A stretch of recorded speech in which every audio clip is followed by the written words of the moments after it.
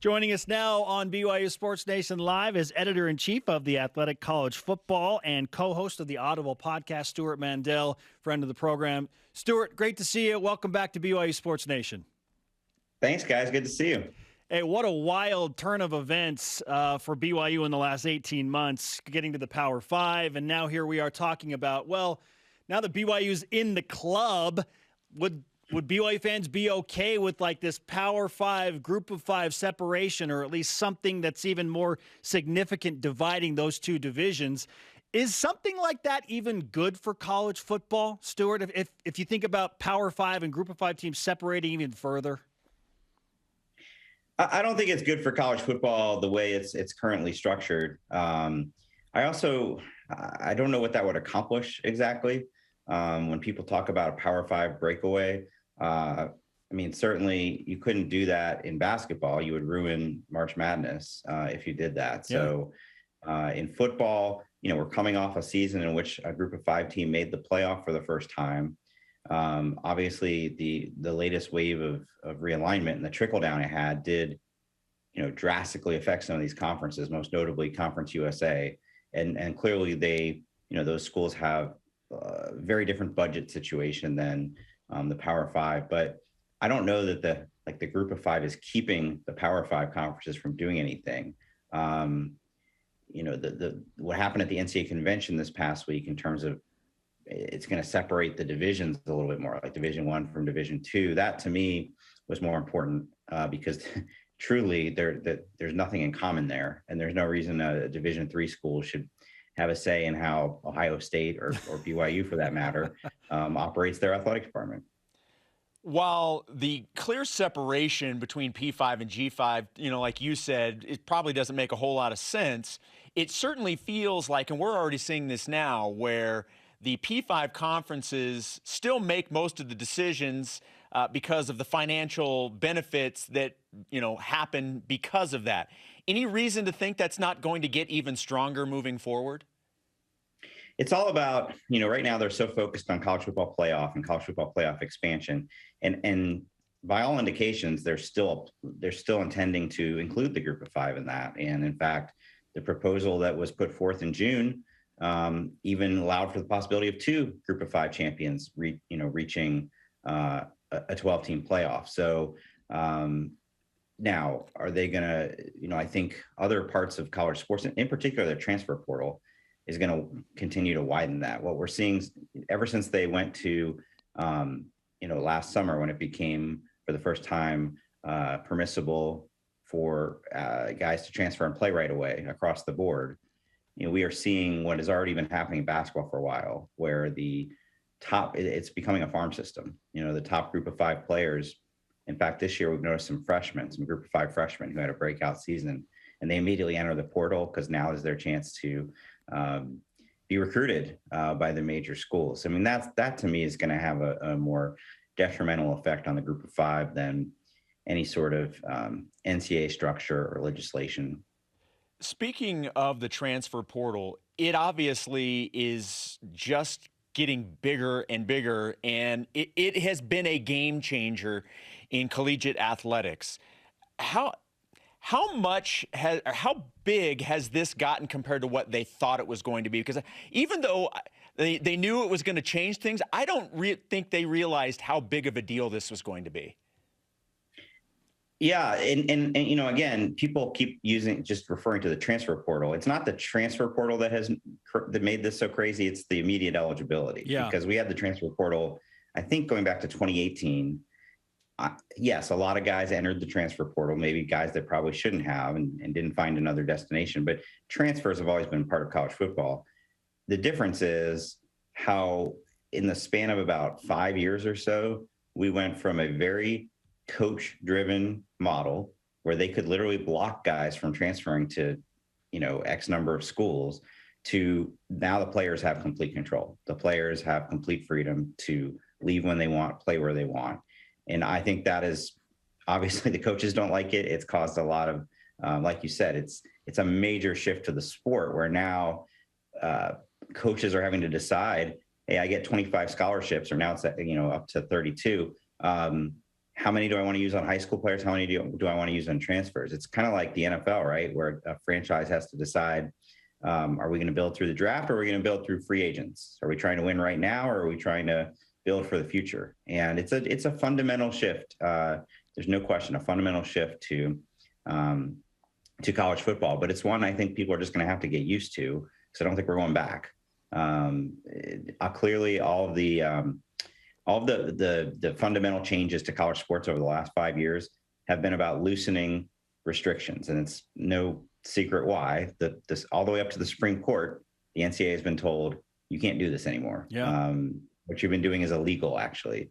So there's no scenario. I mean, I know a lot of fans don't like the transfer portal, think it should be, think it's gone too far. I don't think there's any scenario where you can now put the genie back in the bottle, because if you do, that's going to be the next lawsuit. The NCAA is trying to unfairly restrict athletes from moving around.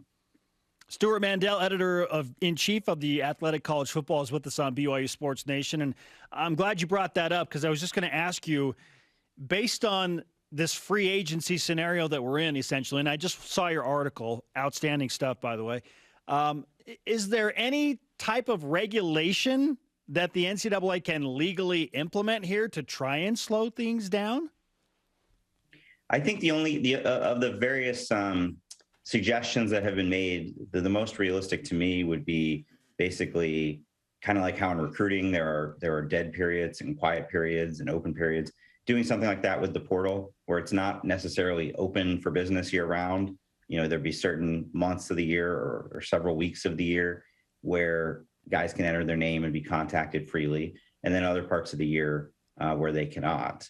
Now, that would be how it was written on paper. How it might actually work is it wouldn't matter, because tampering, there's no way to control the tampering. And so if you say, okay, coaches can't call possible transfers in the month of October, they're just going to call their high school coach. They're going to call their parents.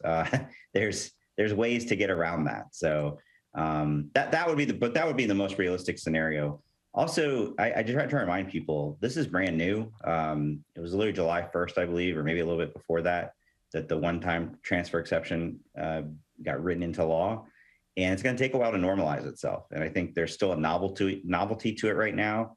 A lot of guys are rushing to do it, and some of them it's going to be great. They're going to get exactly what they want out of it. Some of them are going to find out there's not a great destination waiting, and that'll have a ripple effect, and it might lead to people being a little bit more cautious, in the years to come. Stewart, what other changes can we expect over the next couple of months after last week's meetings in Indianapolis? I wouldn't expect anything dramatic that quickly. This was the first stage in what could play out over, I guess, a series, I don't know, maybe a couple of years of figuring out, okay, Division I, you are now allowed to govern yourself. How does that look? What does that look like? Who's in charge? What would that, if you're going to do a Division I board of directors, what would that look like? What issues are you allowed to take on? So probably a lot of behind the scenes stuff at first, but I do think that everybody agrees kind of the stuff we've talked about. There's got to be, the NIL will be at the top of the agenda. Transfer portal will be top of the agenda. Recruiting, should they unwind the early signing period because of the effect it's having on the coaching carousel and guys getting fired earlier than ever. And a lot of the transfer portal, frankly, activity we're seeing is a direct result of coaches getting fired or coaches taking over in late November, early December, and players that are caught up in that entering the portal. So there's a lot of issues that need to be addressed, and but I don't know that it's going to happen in the next couple of months. It might be in the next couple of years. We briefly talked about a 12-team college football playoff, some expansion there. It's on top of mind of basically every college football fan. To me, it feels like a matter of if, but not when. But the big question is when. When do you think that the college football playoff will expand to the oft-talked about 12 teams? I think right now, 2026, the ACC, for one, is kind of putting its flag in the ground and saying, absolutely not. We don't think it's the right time to expand earlier than that. 2026 is when the contract comes up. So we're going to have some sort of change then. There has been some thought that if everybody would just hurry up and concede that 2024 is not going to, they're not going to be able to blow up the current contract, and they have to start thinking about the next one, you're going to end up agreeing to almost the exact same thing that they're already talking about now, because the majority of the conferences want that 12-team playoff. So if you can get that agreed to, if you can get most parties on board with that format, then could you work backwards and say, well, as long as we're going to be doing this in a few years, why don't we start it earlier? But we're a long ways from that. They're still going to have another set of meetings here, I think in March, one more attempt to see if they can get everybody together. But from all indications, and I've talked to most of the commissioners about it, they're very frustrated. It's a stalemate. And so what they thought last June would be fairly easy to reach an agreement on and implement early, it doesn't look like it's going to happen. We have a lot of fun looking ahead, trying to forecast what BYU, or what we think BYU can do when they join the Big 12 in 2023. What do you believe are realistic expectations for BYU joining that league in terms of how they fit and kind of where they fit when they join? It's realistic for BYU to expect to compete for conference championships. That's, Utah moved up from the Mountain West and won the Pac-12 last year. TCU won the Big 12 within a few years. Now, it may not be immediate. The lesson from those teams, when they moved up, and I know it's not exactly the same. They were moving up from Group of 5 conferences, but at first it took them a little while to build up the depth, to, obviously maybe some adjustments in what type of athletes they recruited to reach that level. It didn't happen immediately, but it can happen. And BYU has such rich tradition. To me, they've always been, during this period of independence, a de facto Power 5 program, because they have the facilities and the resources and the fan support that those schools do. So there is no ceiling, in my opinion. It's just a matter of how quickly they can adapt. Stewart, as you assess BYU just from a national perspective, and I know you specify in college football, not college basketball, but you're obviously well-versed in basically everything. How prominent is the BYU name in the biggest of NCAA circles right now? Because we kind of have our perch and our thoughts here, but you run in some very different circles with some high-level people. So how is BYU overall perceived as an athletic department, football and basketball? Well, you're giving me way too much credit to think I'm up on college basketball. I am not. I will at some point before March Madness. But BYU is a strong brand, always have been. I think what's been important during this period where they've been an independent is they play these games against Pac-12 schools, even SEC schools, and they win them. They win a lot of them. And nobody in the Pac-12 is thumbing their nose at BYU right now with the success they've had against that conference. So I think it's a strong brand. And when you look at the schools that are coming into the Big 12, BYU has the most established brand. Cincinnati's the hot brand, obviously, because of reaching the playoff this past year. But I don't think they're in a similar situation to, for instance, Houston, which is still, trying to establish itself, has had some success, but is still trying to establish itself. Even UCF, with the back-to-back great seasons they had, to me is still kind of seen as a newish brand.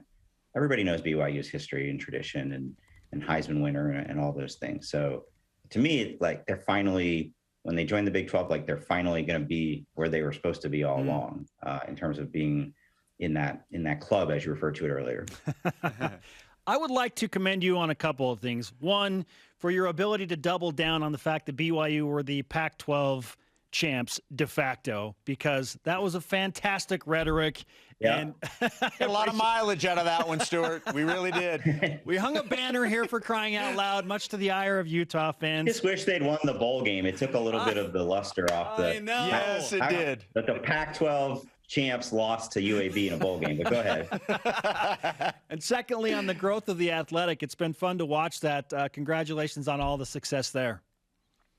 Thank you very much. It's been an exciting, ever since the announcement about the New York Times, it's been a very, very exciting few weeks for the Athletic. Oh, fantastic stuff. If you want to find it, athletic.com. We go there on a daily basis. You can listen to Stewart Mandel on the Audible podcast as well. Thanks so much for joining us. Thanks for having me.